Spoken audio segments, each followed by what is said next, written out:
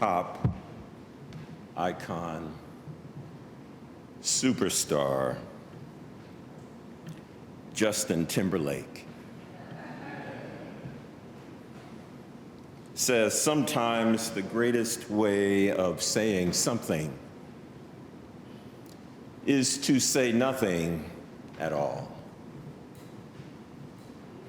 Timberlake, were he interested in doing so, could probably corroborate his thesis via the experiences of key persons in Scripture. Job, for instance. Job is a prosperous man. He has everything anybody could ever want, family, fortune, friends, but he loses it all due to no fault of his own. The book of Job, once described by Tennyson as the greatest poem of both ancient and modern times, is an investigation of the problem of divine justice, otherwise known as theodicy. The problem can be summed up in the question, why do bad things happen to good people? Late in Job's story, as he is searching for answers, he speaks of his frustration. God has no right to treat me like this. It isn't fair. If I knew where on earth to find him, I'd go straight to him. I'd lay my case before him face to face, give him all my arguments firsthand. I'd find out exactly what he's thinking, discover what's going on in his head. Do you think he'd dismiss me or bully me? No, he'd take me seriously. He'd see a straight living man standing before him. My judge would acquit me for good of all charges. I travel east looking for him. I find no one. Then west, but not a trace. I go north, but he's hidden his tracks. Then south, but not even a glimpse. Job wants answers, and God is silent. Job is crushed and confused, sick and tired, desperate and depressed, grief-stricken and broke. And God is silent. As most of you know, God does eventually speak to Job, but the time between Job's first outcry and God's eventual response seems, at least to modern readers, unreasonable and nearly unbearable. Some of us today in this room know what it's like to be in a Job-like state, crying out to the heavens, wondering what we've done to incur such divine disfavor, straining and craning for some good news.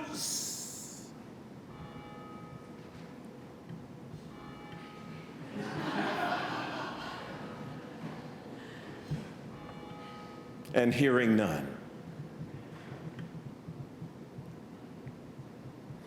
Even Jesus, when at the height of his despair in the Garden of Gethsemane, asked God to remove his burdens from him,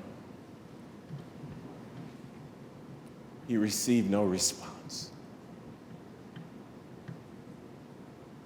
Could it be that in the kingdom, the reigndom of God, sometimes the greatest way of saying something is to say nothing at all?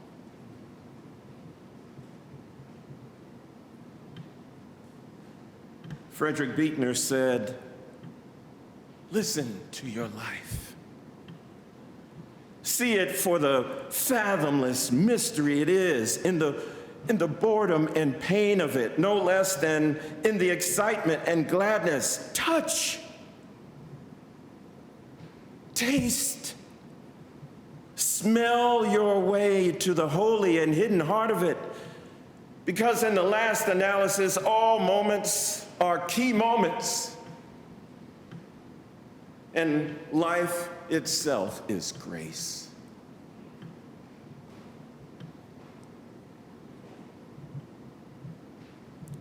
One person who seems to me to embody Buechner's words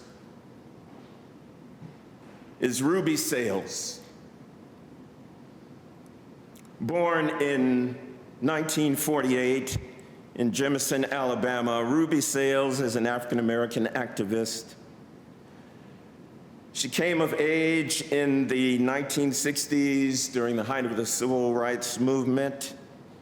In 1965, she was arrested with fellow activists in Lowndes County, notorious Lowndes County, Alabama, where they were picketing a whites-only store.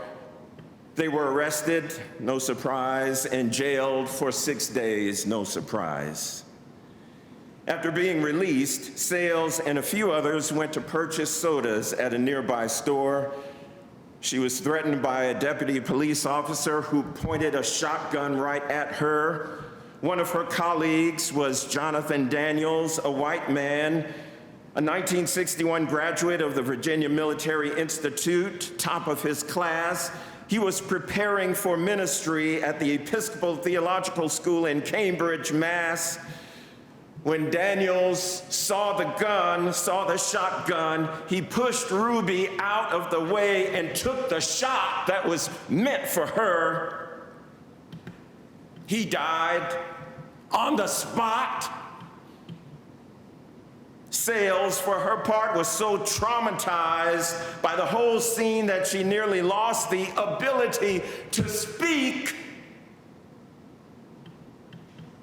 For the next 7 months, she struggled to speak. Despite death threats made to her and her family, Sales did manage and muster the nerve to testify against Daniel's murderer. But the jury was made up of cronies, 12 white men who acquitted Daniel's killer. I watched a fairly recent interview in which Ruby Sales reflected on that event of 54 years ago. In the interview, she became the embodiment of Buechner's statement, life itself is grace. And she noted that her friend's sacrificial act revealed the depth of his character and commitment without the utterance of a single word. Maybe the greatest way of saying something is to say nothing at all.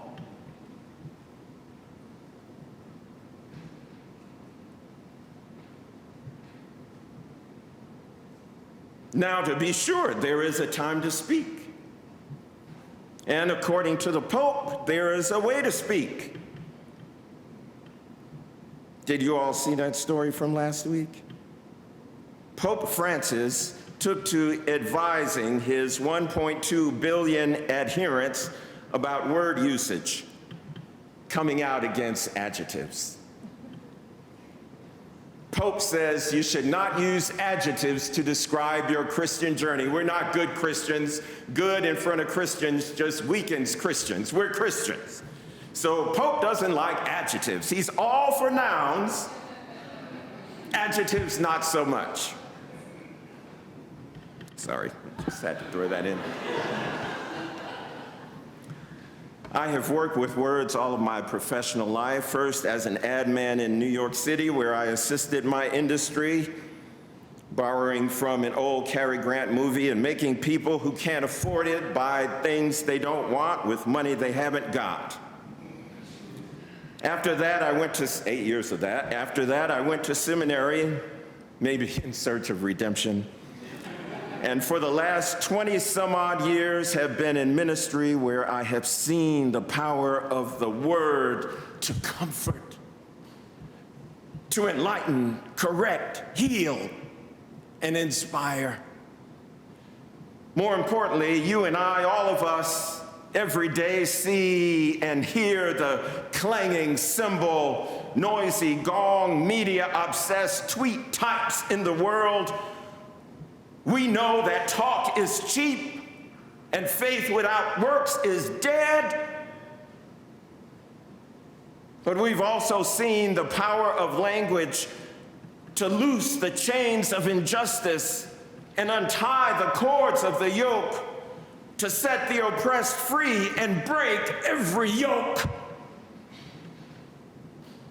We have seen the power of language to help one another share food with the hungry and provide the poor with shelter. We have used the power of language to instruct and motivate individuals to clothe those who are naked. We have used our language to be supportive of our kin, our sisters and brothers. It's in the aftermath of these sorts of generative, life-giving words and activities that the prophet Isaiah gives us a statement that's more than a little confounding. Maybe, maybe not. But relative to the examples of Job and Jesus, the prophet Isaiah says, when you've done these life-giving things, when you've spoken these life-giving words, when you have petitioned with all of your heart to the glory of God, then your light will break forth like the dawn. The glory of the Lord will be your rear guard. You will call and the Lord will answer. You will call and the Lord will answer. You will cry for help and he will say, "Here I am."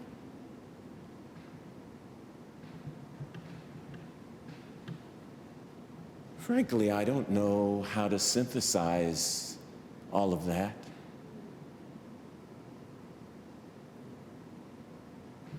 In the face of Scripture's nuances and inconsistencies and mysteries, perhaps the greatest way any of us can know what to say and when to say it is just to shut up and listen.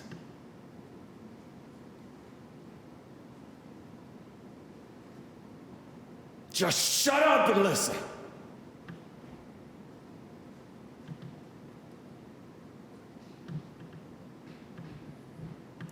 Edgar Lee Masters said this: "I have known the silence of the stars and of the sea, and the silence of the city when it pauses, and the silence of a man and a maid, and the silence of the sick when their eyes roam about the room, and I ask for the depths. Of what use is language?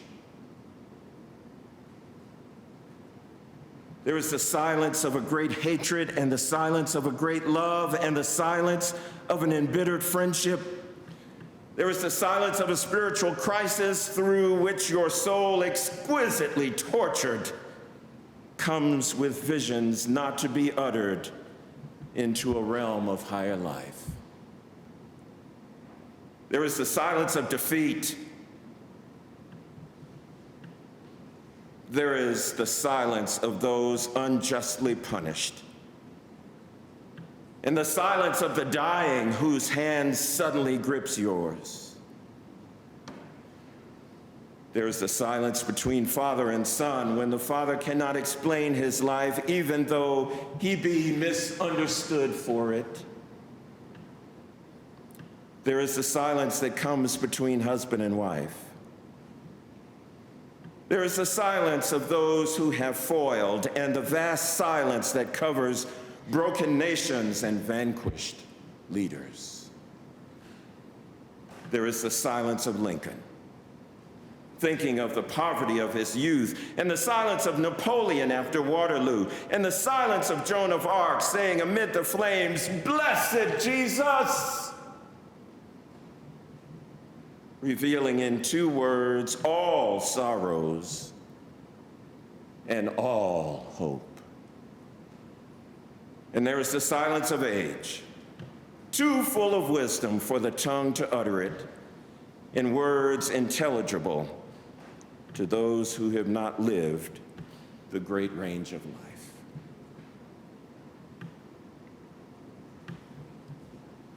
And so it's all inconclusive. Great is the mystery of our faith. And in the midst of it all,